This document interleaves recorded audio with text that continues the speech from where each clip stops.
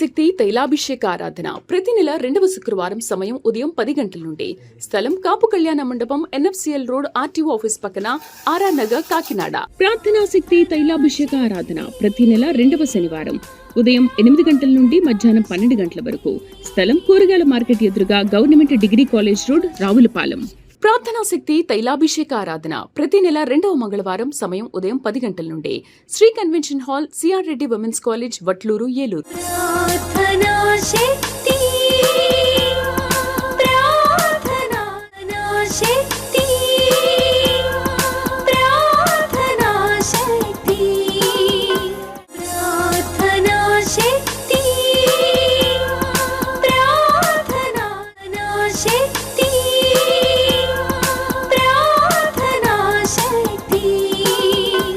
యేసయ్య నామములో మీకు వందనాలు తెలియపరుస్తూ ఉన్నాను ప్రియులరా. ఈ దినం కొరకు దేవుడు సిద్ధపరిచిన వాగ్దానాన్ని మనం స్వాధీనపరచుకుందాం. పరిశుద్ధ గ్రంథం నుండి యోహాను సువార్త 16వ అధ్యాయము 20వ వచనం ద్వారా ప్రభు మిమ్మల్ని దర్శిస్తూ ఉన్నారు. నేను చదువుతున్నాను చూడండి. John chapter 16 verse 20. మీరు ఏడ్చి ప్రలాపింతురు కానీ లోకము సంతోషించను, మీరు దుఃఖింతురు కానీ మీ దుఃఖము సంతోషమగనని మీతో నిశ్చయముగా చెప్పుచున్నాను. ఈరోజు వాగ్దానం ఏంటంటే, మీరు దుఃఖింతురు కానీ మీ దుఃఖము సంతోషమగునని మీతో నిశ్చయముగా చెప్పుచున్నాను. ఏడుస్తున్నావా? దుఃఖం వస్తుందా? ఎప్పుడు ఇదేనా నా బ్రతుకు? ఇలాగేనా అని ఏడుస్తున్నావు కదా. ఎన్నాళ్ళు ఏడవాలి బాబు? ఏడ్చి ఏడ్చి నా శరీరంలో ఇంకా వాటర్ కూడా డ్రై అయిపోయింది. కన్నులంపడా నాకు నీరు రావట్లేదు, నిద్ర ఉండట్లేదు, పరిస్థితులు అగమ్య గోచరంగా ఉన్నాయి. ఏం చేస్తావో దేవా అని ప్రార్థనలో కూడా అలసిపోయావు కదా. దేవుడు నీతో మాట్లాడుతున్నాడు. ఇంతవరకు ఏ సందర్భాల్లో ఎప్పుడు ఎలాగ ఏడ్చేవో అదంతా కౌంట్ చేసి దానికి సంబంధించిన సంతోషము, అంటే ఆ దుఃఖాన్ని సంతోషంగా చేంజ్ చేస్తాడనమాట. ఈయన గొప్ప దేవుడు. శాపమును ఆశీర్వాదంగా మారుస్తానన్నాడు ద్వితీయోపదేశకాండంలో. ఆ శాపమును మీకు దీవెనగా మారుస్తానన్నాడు. ఏడ్చావు కదా, ఎంత ఏడ్చావో, ఏడ్చినప్పుడు నీ హృదయం ఎంత పగిలిందో, ఆవేదన చెందేవో, దేవుడు బలమైన కార్యము నీ పట్ల జరిగించబోతా ఉన్నాడు. అసలు నీకు ఊహించని సంతోషం, నీ నోటి నిండా నవ్వు ఉంటుంది.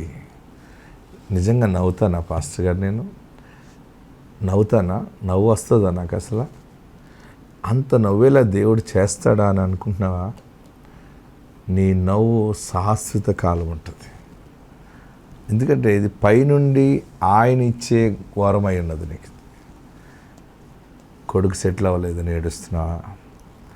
జాబ్ రాలేదు, నా బ్రతుకులో నేను పాస్ అవ్వలేదు, నేను విజయం సాధించలేదు, నేను ఓడిపోయాను, ఓటమి పాలయ్యాను, నేను ఎన్నిక లేని మనిషిని అని అనుకుంటున్నావా? దేవుడు ఎన్నుకున్నాడు కనుక నిన్ను ఒంటరి చేశాడు. ఎప్పుడు కూడా మనం బాగా గమనించాలి. 100 మందిలో ఒక్క మనుషుడు బాధపడతాడంటే అర్థం ఏంటంటే, ఆ 100లో ఆ ఒక్కడిని నేనే, నాకు వచ్చినంత కర్మ, నాకు వచ్చినంత జరిగిన అన్యాయం, నష్టము లోకములు ఎవ్వరికీ జరగకూడదని ఏడుస్తున్నావు కదా.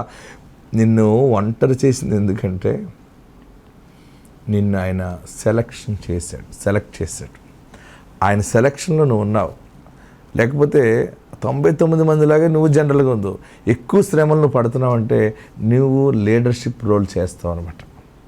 నిన్ను ఎన్నిక చేశాడు. ఒక కాన్స్టిట్యున్సీలో ఒక మనుషుడు నీ ఎమ్మెల్యేగా దేవుడు చేయాలంటే అన్ని వేల లక్షల మంది ప్రజల్లో ఒక్క మనుషుడు ఎమ్మెల్యే అవటం కారణం ఏంటంటే, దేవుడు ఆ మనుషుడిని ఎన్నిక చేస్తాడు. మరి ఎమ్మెల్యే అవ్వాలంటే ఎన్ని రకాల మాటలు పడాలి, ఎంతమందిలో దిగి తల వంచుకుని వెళ్ళాం. ఆయన ఎమ్మెల్యే పోస్ట్ అంటే సడన్గా వస్తుందా? ప్రతి ఒక్కరికి వెళ్ళి దండం పెట్టాలి, వారితో కూర్చోవాలి, ఇష్టం ఉన్నా లేకపోయినా వారు పెట్టినవి తినాలి. వారు అర్ధరాత్రి గారు ఫోన్ చేస్తే నేనున్నానని చెప్పి పరిగెత్తుకెళ్ళిపోవాలి, ఎన్ని చూపించుకోవాలి. చాలా కష్టం అది.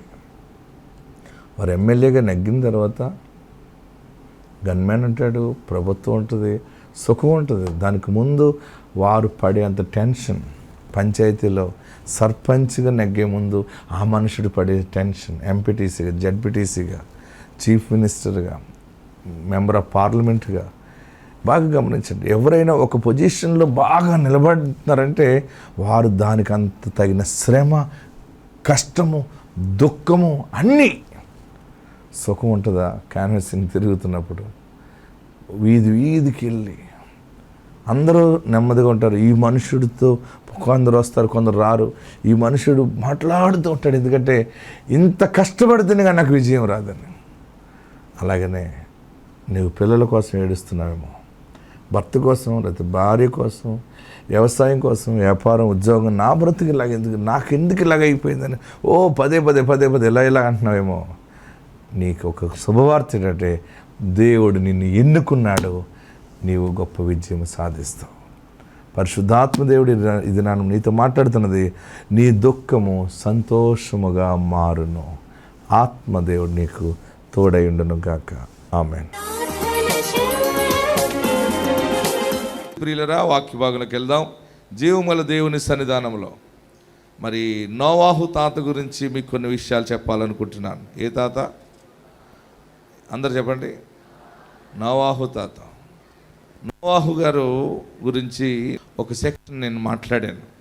ఈరోజు ఆ నోవాహు తాత దాంట్లో రెండవ అంశాన్ని ధ్యానం చేసుకుందాం. మరి బైబిల్ ఉన్నవారందరూ తెరవండి, మీకు చాలా ఈజీగా వచ్చేది. అది ఈ ప్రార్థనలో ఈ మాట ఎక్కడుందంటే ఆది కాండంలో ఉంది. ఎక్కడుంది? ఆది కాండం అంటే ఎక్కడుంది? ఫస్ట్ పుస్తకం బైబిల్ నల్లట్టలు తీసిన వెంటనే వచ్చేది మీకు. ఏంటి? ఆది కాండం. అందులో 8వ అధ్యాయంలోకి రండి. 8వ అధ్యాయము 8వ అధ్యాయము మొదటి నుండి చదువుకుందాం. ఎస్, అందరూ చదవండి, గట్టిగా చదవండి. దేవుడు నోవహును అతనితో కూడా ఉన్న ఓడలోనున్న సమస్త జంతువులను సమస్త పశువులను జ్ఞాపకము చేసుకొనెను. ఓకే.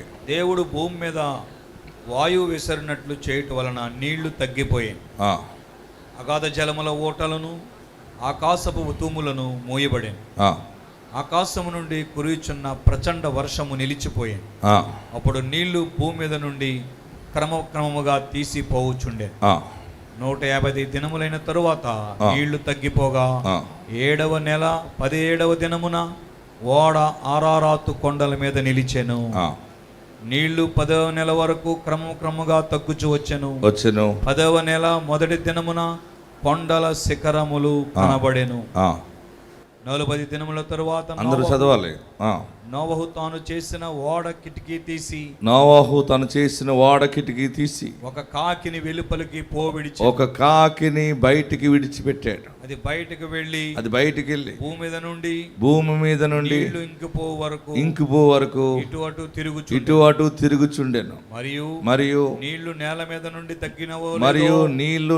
మీద నుండి తగ్గినవో లేవో చూచుటకొతడు తన యొద్ద నుండి నల్ల పావురమునొకటి వెలుపలికి పోజి విడిచాను. నీళ్లు భూమి అంతటి మీద ఉన్నందున తన అరకాలు పావురం యొక్క కాలు నిలపటానికి స్థలము లేనందున స్థలము దొరకలేదు గనుక వాడలోనున్న నోవాహు యొద్దకు తిరిగి వచ్చాను. ఆ నల్ల పావురము తిరిగి వచ్చాను. అప్పుడు అతడు చెయ్యి చాచి దాన్ని పట్టుకుని వాడలోనికి తీసుకున్నాడు. అతడు మరి 7 దినముల తర్వాత మరలా నల్ల పావురం వాడలో నుండి వెలుపలికి విడిచాను. సాయంకాలం అది అతని యొద్దకు మరలా ఉదయం విడిచిపెట్టాడు. సాయంకాలం తిరిగి వచ్చింది రెండవసారి. వచ్చినప్పుడు త్రుంచబడిన ఒలీవ చెట్టు ఆకు దాని నోట ఉండెను. గనుక నీళ్లు భూమి మీద నుండి తగ్గిపోయినని నోవాహునకు తెలిసెను. దేవునికి మహిమ కలుగు గాక. మీ అందరికీ కదా ఈ స్టోరీ చరిత్ర తెలుసు అనుకుంటున్నాను. నోవాహు తాత ఓడ కట్టెను అని సండే స్కూల్లో కూడా పాడుతూ ఉంటుంటారు. నోవాహు గారికి దేవుడు చెప్పాడు, భూమి మీద మనుషులు చెడిపోయారు, పాపం ఎక్కువైపోయింది, అందరిని కూడా నేను క్లియర్ చేసేద్దాం అనుకుంటున్నాను, అయినా ఒక ఛాన్స్ ఇస్తున్నాను, నువ్వు వెళ్ళి సువార్త చెప్పు అన్నాడు. నువ్వు ఇంటి దగ్గర ఒక ఓడను సిద్ధపరచు అన్నాడు. తన కొడుకులు ముగ్గురు, షేము, హాము, యెఫెత్. ఎవరు? నోవాహు గారికి ముగ్గురు కుమారులు. ముగ్గురు కుమారులకి ముగ్గురు అందమైన భార్యలు ఉన్నారు చక్కగా.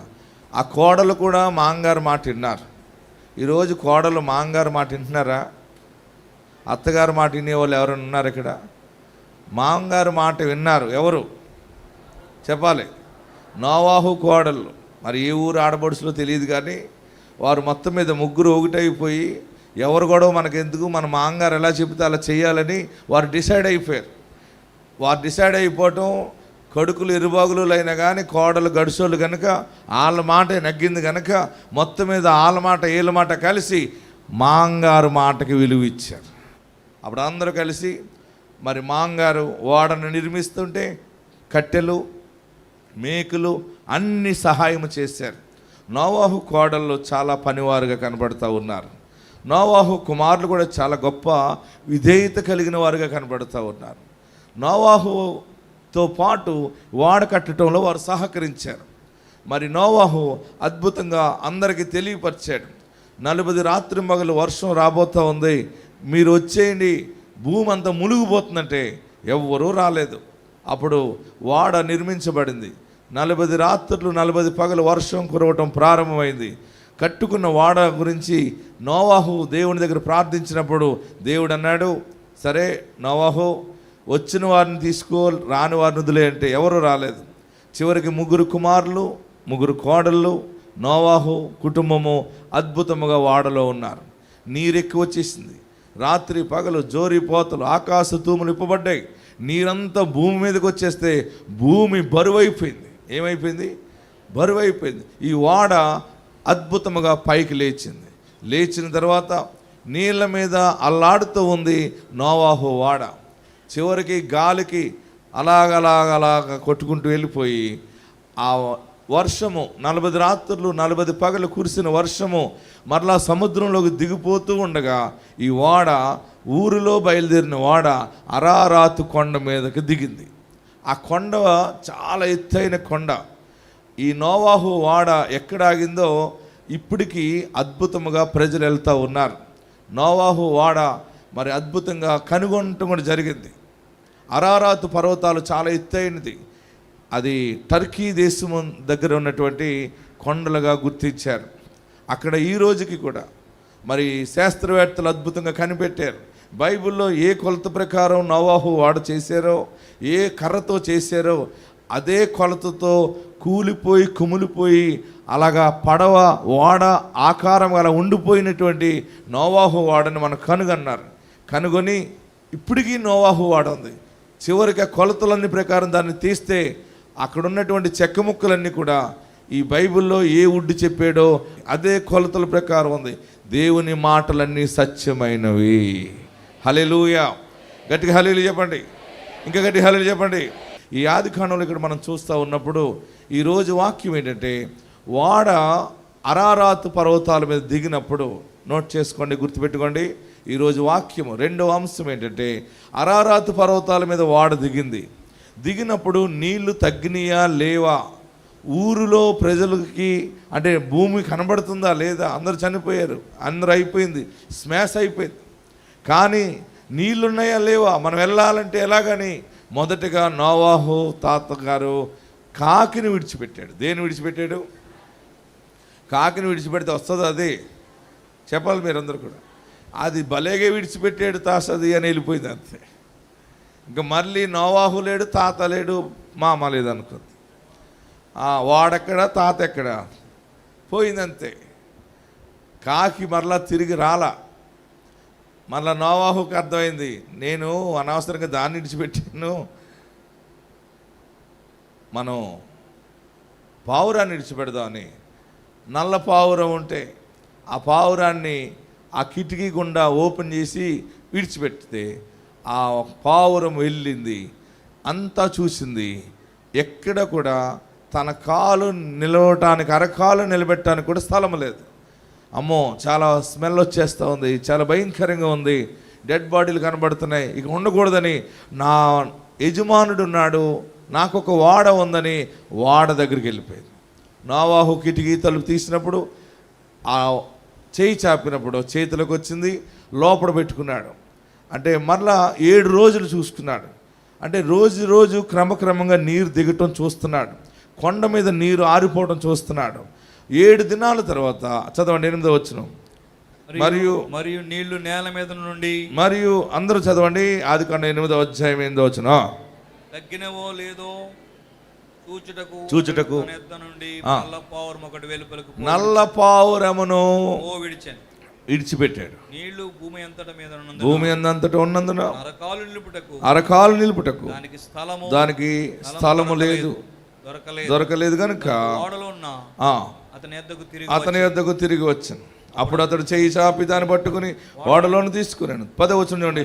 మరియు అతడు 7 దినములు చూడండి 7 దినములు ఆగి మరలా ఆ నల్ల పావురమును అందరూ చదవాలి. మరలా రెండవసారి ఆ నల్ల పావురాన్ని విడిచిపెడితే ఓడలను వెలుపలకు విడిచాను. అందరూ ఇది అండర్లైన్ చేసుకుని 11వ వచనం. ఈ రోజు వాక్యము వాగ్దానము దేవుడు మనకి ఇస్తున్న మాట.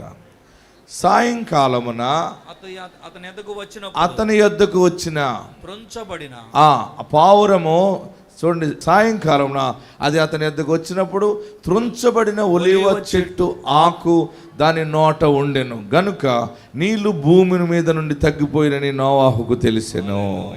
హల్లెలూయా. గట్టిగా హల్లెలూయా చెప్పండి, ఇంకా గట్టిగా హల్లెలూయా చెప్పండి. నోవాహు మొట్టమొదటిగా దేన్ని విడిచిపెట్టారు? అందరు చెప్పాలి. కాకి. వాక్యంలోకి వెళ్దాం. మరి పావురము ఏం చేసిందంటే, వచ్చినప్పుడు రెండవసారి వెళ్ళిన పావురము సాయంకాలం అయినప్పుడు అది దాని నోట ఒలీవ ఆకు, త్రుంచబడిన ఒలీవ ఆకును పట్టుకొచ్చింది. అప్పుడు నోవాహుకు అర్థమైంది, ఓకే ఒలీవ చెట్టు చాలా పొట్టిగా ఉంటుంది, అది చాలా కిందకు ఉంటుంది కనుక ఇది దాని ఆకు తెచ్చిందంటే నీరు దిగిపోయిందని నోవాహు తెలుసుకున్నాడు. హల్లెలూయా చెప్పాలి, గట్టిగా హల్లెలూయా చెప్పాలి. ఈ ఒలీవ ఆకు తీసుకురావటం యొక్క సాదృశ్యం ఏంటంటే, మొట్టమొదటి ఆశీర్వాదం ఈరోజు 2వ మెసేజ్గా నేను మీ ముందు పెడతా ఉన్నాను. మొట్టమొదటి ఆకు తెచ్చింది, దాని గురించి కొన్ని విషయాలు విన్నాం. రెండవది ఏంటంటే వరద తగ్గిపోయింది. ఏం పోయింది? వరద తగ్గిపోయింది. నేల కనపడుతుంది, మరలా బురద పోయింది. హల్లెలూయా చెప్పాలి, గట్టిగా హల్లెలూయా చెప్పండి, ఇంకా గట్టిగా హల్లెలూయా చెప్పండి. ఒలీవ ఆకును తీసుకుని అరారాతు కొండ మీద ఉన్నటువంటి నోవాహు ఓడలోనికి పట్టుకెళ్ళింది పావురము. అద్భుతం ఏంటంటే ఇక్కడ పావురము పరిశుద్ధాత్ముడికి సూచనగా ఉన్నది. అద్భుతం ఏంటంటే పరిశుద్ధాత్ముడే పావురముగా ఉన్నాడు. పావుర ఆకారంలో యేసు ప్రభు బాప్తిసం పొందినప్పుడు వచ్చింది. ప్రియులరా, పావురము కపటము లేనిదని బైబిల్లో ఉంది. ప్రభువారు చెప్తారు, పాము వలె వివేకమును పావురం వలె నిష్కపటములై ఉండండి అన్నాడు. అంటే కపటము లేనిది ఇలా మనం చూడగలం. కానీ ఈరోజు గొప్ప సందేశము, ఆత్మీయ ఆశీర్వాదం ఏంటంటే ఒలీవ ఆకు నోవాహుకు తీసుకురావటం ఏంటంటే, భూమి మీద దేవుని తీర్పు ముగించబడింది. ఏంటి? భూమి మీద దేవుని తీర్పు ముగించబడింది. అంటే మీకు ఇంకా అర్థమైన రీతి చెప్తున్నాను, మీ ఇంటి మీద, నీ ఇంటిలో, నీ పాడి పంటల మీద దేవుని ఉగ్రత వచ్చి రావటం. ఎందుకంటే చేసిన పాపాల దోషాలకి అన్నీ కొట్టుకుపోయినాయి. అయితే శోధన ముగించబడింది. ఈరోజు మనందరికీ దేవుడిస్తున్న గొప్ప సందేశం ఏంటంటే, మీ ఇంటిలో కీడు పోయింది, మీ చేతి మీద కీడు పోయింది, మీ వ్యాపారములలో దరిద్రం పోయింది, దురాత్మ పోయింది. మరలా మీరు పనులు ప్రారంభించటానికి నేల సిద్ధముగా ఉన్నది, సేవ ప్రారంభించటానికి సిద్ధముగా ఉన్నది, వ్యాపారములు ప్రారంభించటానికి మంచి కాలం వచ్చి ఉన్నది, చదువుకోవటానికి మంచి సమయం వచ్చి ఉన్నది, పెళ్ళిళ్ళు చేయటానికి దేవుడు అన్ని సమకూర్చి పెట్టిన సమయం ఉన్నది. అన్నిటికీ మంచి సమయము. పావురము ఒలీవ ఆకు తీసుకుని నోవాహుకి ఇవ్వటం. దీని యొక్క మొట్టమొదటి అర్థం ఏంటంటే దేవుని తీర్పు ముగించబడింది. ఎవరైనా నీ ఇంటికి చేతబడి చేసి, ఎవరైనా నిన్ను శపించినా, లేకపోతే నువ్వు దేవునికి విరోధంగా చేసిన పనులను బట్టి కొన్ని శ్రమలు అనుభవించేవేమో, ఇంకా అందులోనే ఉన్నానని అనుకోవద్దు. దేవుడి దినాన్ని నీ జీవితంలో విడుదల ప్రకటించి ఉన్నాడు. గొప్ప విడుదల దేవుడిచ్చి ఉన్నాడు. నీ నేల ఆరిన నేలగా దేవుడు ఏర్పరుస్తూ ఉన్నాడు. నీ మీద దేవుని ఆశీర్వాదము మరలా నువ్వు విత్తనాలు వేస్తే పలికి పనిచేస్తాయి అనమాట. ఇంతవరకు ఎన్ని విత్తనాలు వేసినా నీరు ఎక్కువ ఉండటం వల్ల అది కొట్టుకుపోయింది. నీ ఆలోచనలు పోయి ఉండొచ్చు. మొట్టమొదటిగా పావురమును వదిలినప్పుడు దాని కాలు అరకాలు నిలబడటానికి స్థలం లేదు. అంటే దాని అర్థం ఏంటంటే ఇంకా శోధన ముగించబడలేదు, ఇంకా శోధన నడుస్తూనే ఉంది, కీడు నడుస్తూ ఉంది. ఎవరికి శనట్టుగా ఉంది? ఎవరు శని తీయగలరు? యేసు నామములోనే శనిపోతుంది, యేసు నామములోనే కీడిపోతుంది. గట్టిగా హల్లెలూయా చెప్పండి, ఇంకా గట్టిగా హల్లెలూయా చెప్పండి. మీకు ఫస్ట్ రౌండ్ అయిపోయింది, పావురం తిరిగి వచ్చిన రౌండ్ అయిపోయింది. మధ్యలో చెక్ చేసుకున్నావేమో, ఇంకా మంచి కాలం వచ్చింది, మేము అన్నీ బాగుంటాయని ప్రారంభించి మోసపోయేవేమో. ఈరోజు డిక్లేర్ అవుతుంది, ఈరోజు క్లియర్గా మీకు మెసేజ్ పాస్ అవుతుంది. ఈ దినము నుండి నీ ఇంటి మీద ఉన్న తీర్పు ముగించబడింది, నీ మీద ఉన్నటువంటి కష్టకాలము ముగించబడింది. ఇక మీదట మీరు ఏ పని చేసినా ఫలిస్తుంది. మీకు మంచి కాలం వచ్చింది. ఈ వాగ్దాన వాక్యము నాకే అని నమ్మిన వారందరూ రెండు చేతులు పైకెత్తి గట్టిగా చప్పట్లు కొడుతూ హల్లెలూయా అని చెప్పండి. 7 మార్లు ఆమేన్ అని చెప్పండి. 1 2 3 4 5 6 7. మీ పిల్లలకి పెళ్లి సంబంధాలు వస్తాయి, మీ ఇంట్లో శుభకార్యాలు తలపెడతారు, మీ ఇంట్లో పిల్లలకి మంచి రిజల్ట్ వస్తాయి, నూతన తరగతుల్లోకి వెళ్తారు, ఆరోగ్యంగా జీవిస్తారు. అప్పుల్లో నుండి బయటపడే సమయం వచ్చింది. ఇంతవరకు కాలు నిలబడలేని శోధన ఇప్పుడు నీ కాలు నీ ఇంటి దగ్గరే నిలబడుతుంది. ఎవరో అప్పు వాళ్ళు వస్తే పారిపోయిన రోజులు అయిపోయినాయి, 150 రోజుల్లో పోయింది అది. ఇప్పుడు నీ ఇంటి దగ్గర నువ్వు నిలబడతావు, నీ కాలు నీ నేల మీద నిలబడుతుంది. రెండ్రా ఎవడొత్తడు చూస్తానంట. ఇప్పుడు ఫుల్ పికప్గా ఉన్నప్పుడు, డబ్బులు ఉన్నప్పుడు, నువ్వు నిలబడినప్పుడు అప్పులు అందరూ మళ్ళీ నిన్నే ఆశీర్వదించడానికి వస్తారు. ఎన్ని కష్టాలు పడ్డారు మీరు, అప్పుడు డోరు పక్కన దాక్కున్నారు మీరు, ఇల్లు వదిలిపెట్టి వెళ్ళిపోయారు. నేనే నా కళ్ళతో చూశాను. దేవుడు మిమ్మల్ని ఎంత ఆస్తికర్తగా చేస్తాడని మేము ఊహించలేదని నీ కొరకు అన్యజనులు సాక్ష్యమిస్తారు. హల్లెలూయా. యెహోవా మన కొరకు గొప్ప కార్యములు చేసినని అన్యజనులు చెప్పుకొందురు. ఆత్మ మీకు తోడై ఉండును గాక. 2 ఆశీర్వాదాలతో మీరు వెళ్తున్నారు ఇక్కడి నుంచి. మొట్టమొదటిది, నీళ్లు నిలిచిపోయినాయి, నేల ఆరిపోయిందంటే శ్రమల కాలము ముగించబడింది. చెప్పండి. అందరు కూడా లేచి నిలబడదాం. ఎక్కడున్నవారు అక్కడ లేచి నిలబడి, సైతాను పోయింది, రోగము పోయింది, మానసిక వేదన పోయింది. ఒక శుభప్రదమైన సమయంలో ఇప్పుడు నువ్వు అడుగు పెట్టావు. ఎక్కడున్నవారు అక్కడ లేచి నిలబడి నమస్కరించండి. ఇంతకాలము సమాధానం చెప్పలేకపోయావా? పెళ్లి చేయలేకపోయావా? ఒక్క బిడ్డను కూడా కనలేకపోయావా? ఏవి జరగలేదు, ఎక్కడే ఉండిపోయినాయి. తలపట్టుకుని ఏడ్చిన రోజులు ఎన్నో ఉన్నాయి. నాకెవరు సహాయం చేస్తారు, నా కీడు ఎవరు తొలగిస్తారని అనుకున్నావా? నా పాపాలు క్షమించయ్యా. ఏడవకండి. ఏడ్చినన్నాళ్ళు ఏడ్చావు. ఇదిగో బంగారు పాదాలు చూసిన స్థలంలో నుండి తన సేవకుడు ద్వారా నీకు ప్రకటిస్తా ఉన్నాడు. దేవుని తీర్పు ముగించబడింది. నీ ఇంటి వారు పలికిన మాటలు, నీ ఇంటి వారు దేవుని విరోధంగా చేసినవన్నీ దేవుడు క్షమించాడు. శ్రమలు అయిపోయినాయి. ఇప్పటి నుండి నీ బిడ్డలు నీకు లోబడతారు, నీ భర్త నీకు లోబడతాడు, నీ భార్య నీకు లోబడుతుంది. అసలు ఎప్పుడూ తెలియని సమాధానము నువ్వు చూడబోతూ ఉన్నావు. నాకెవరున్నారు అనుకున్నావా? ఆకాశమందున్నవాడు కూడా ఉన్నాడు. ఆకాశమందున్నవాడు నీతో ఉన్నాడు. దేవుని తీర్పు ముగించబడింది. నీరు సముద్రంలోకి వెళ్ళిపోయింది. చెదిరిపోయిన నీ ఇల్లు, చెదిరిపోయిన నీ కుటుంబము మరలా దేవుడు సమకూర్చుచున్నాడు. ప్లాన్లు వేసుకున్నావు, ఏది సక్సెస్ కాలేదా? అయినా దేవుడు నీతో ఉన్నాడు. ఈ దినమే నీ మీద దేవుని తీర్పు ముగించబడింది. అందరూ కూడా నమస్కరించి, నా పాపాలు క్షమించేసయ్యా, నన్ను పరిశుద్ధపరిచేసయ్యా, నీ ఉంటే నాకు చాలు బాబు, నిన్ను రక్షకుడుగా అంగీకరిస్తున్నాను. నా ఇంటికి తండ్రిగా ఉండాలి, నాకు యజమానుడిగా ఉండాలి, నీ రక్షణ నాకు దయచి. అందరూ ప్రార్థన చేయండి, అందరూ అడగండి, ఏం కావాలో అడగండి, ప్రార్థన చేయండి.